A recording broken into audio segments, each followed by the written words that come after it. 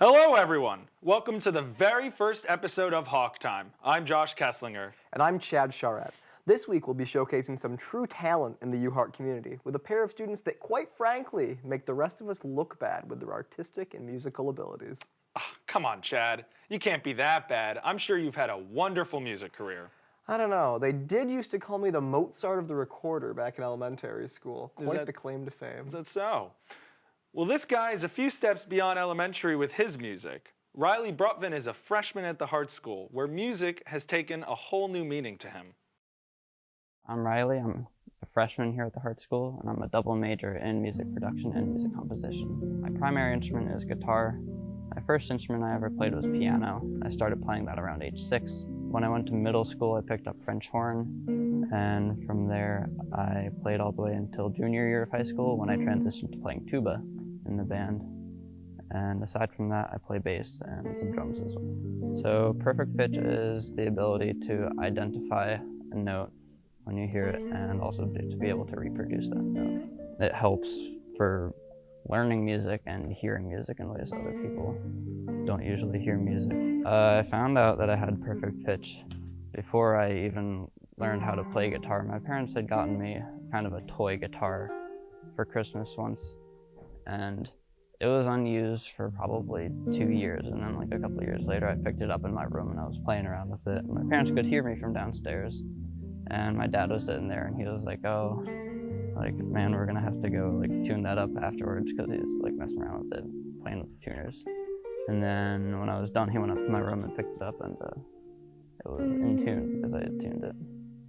You know, the reason I chose the Hart School is because the program kind of offered the best of both worlds of being an artist, a music producer, and a songwriter. Because, you know, I'm here taking lessons on the instrument that I've been playing for years, but at the same time I'm learning how to do music production, work with gear, and to see the world through the eyes of a composer, which is something that I haven't had much training in the past. So looking to the future, my goal is to have as many skills as possible to be able to do work, whether it's in the studio with other musicians or on my own, you know, writing songs, playing gigs. My focus is primarily on production, so that's probably where I see myself in the future. There's no real definition for what it means to be like a perfect musical artist. Like, I would say there's really no limit as far as what you can do on an instrument or like as an artist. I've always been attracted to the guitar as an instrument, but I've been getting more into music production and electronic music, and it's just a whole nother world, really. So I would say just like the fact that there's really no limit to what you can do is what makes it attractive to me. Music makes me feel lots of different things. Sometimes it makes me feel stressed. Sometimes it makes me feel relaxed. Sometimes it's what I do to chill out. But also sometimes it's what I do when I need to get schoolwork done. You know, there's kind of since I became a student, it's taken on some different meanings to me. But for the most part, it's where I feel at home. You know, it's what I feel like I'm best at, so it's comforting to me to be doing music. Now, Josh, I know what I said about the recorder, but after seeing that performance, I'm feeling a little bit inadequate. You shouldn't. I mean, your 3rd grade teacher would be so proud of you. Bet she still is. And we will be right back after this.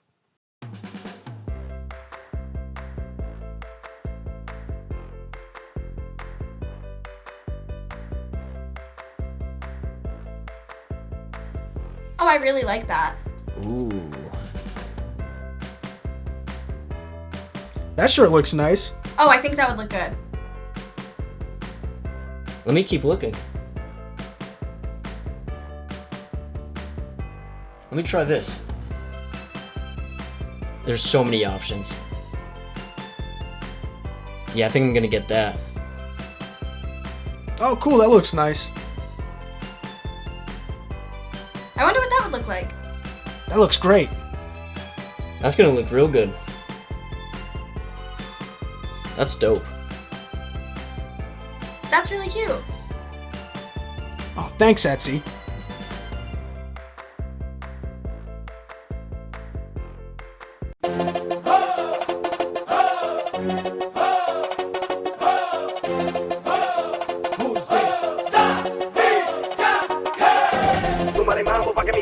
prenda los motores. Súmale mambo pa' que mi gata prenda los motores. Súmale mambo pa' que mi gata prenda los motores. Que se preparen que lo que viene es pa' que le den. Ella le gusta la gasolina. Dame más gasolina. Como le encanta la gasolina. Dame más gasolina. Welcome back to Hawk Time. Hey Josh, I hear you're somewhat of a connoisseur of art. Is that true? Well, I don't know if I would put it that way, but I made this painting the other week, and it was only kind of bad, Only so. kind of bad. I mean, this person here is a step above kind of bad. Her art's been a big part of her life and continues to take her places. This is Kelly Neuendorf. I'm Kelly Neuendorf. I'm a freshman here at the University of Hartford, and I'm majoring in visual communications design with a minor in communications. I discovered my love for art pretty young. I've been drawing for as long as I can remember, but I think the point where I truly realized was in a classroom where teachers had previously scolded at me for drawing on my homework, and now they began to appreciate my ability to visualize the content and actually apply art to what we are learning. And this transition from being almost yelled at to something to being praised for art really made me realize that I loved what I was doing. It sounds simple, but really around me, I'll look at something and I'll think, I wonder if I could make that. Or I see something that shouldn't be painted on and think, I want to paint on that. So whether it's my own water bottle or a friend's motorcycle part, a ceiling tile, I've painted all sorts of weird things, and I'll continue to do so based off what I see around me. I'd have to say making my prom dress is my proudest and favorite project, as I had never sewn anything before, and over quarantine I decided to challenge myself and make a prom dress for our upcoming event. And honestly, it was a learning curve, but I was proud with what I had accomplished. I've recently picked up crochet as a new form of medium, and some of the projects have been sweaters and tops, and recently I've decided to create more things that are outside my comfort zone, including following written patterns to make more clothing items or blankets or just larger projects. Right now, the world of social media is really big for artists, as they have a way to brand themselves, whether it's on all sorts of platforms or one main focus. And I found Kel Lauren is an artist who redesigns logos, makes their own logos, and has worked with a lot of celebrities for merchandise and all sorts of other really cool things. I like what they've done, and I think they're leading the way for graphic designers, especially in social media. In the future, I would love to be some sort of designer for an athletic team or some brand that's large in the public eye. I like being able to see my designs put out for others to see, and just being able to design merchandise or run a social media page would be really cool to have my art take me there.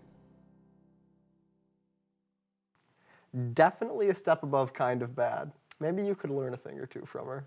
Well, thankfully, we're out of time before we get that rock star recorder concert from you, Chad. That's all for this week's episode of Hawk Time. Join us next episode for a new segment, Abandoned Antiquities. I'm Josh Kesslinger. And I'm Chad Charette. You'd be really impressed with that recorder concert. Good night, everyone.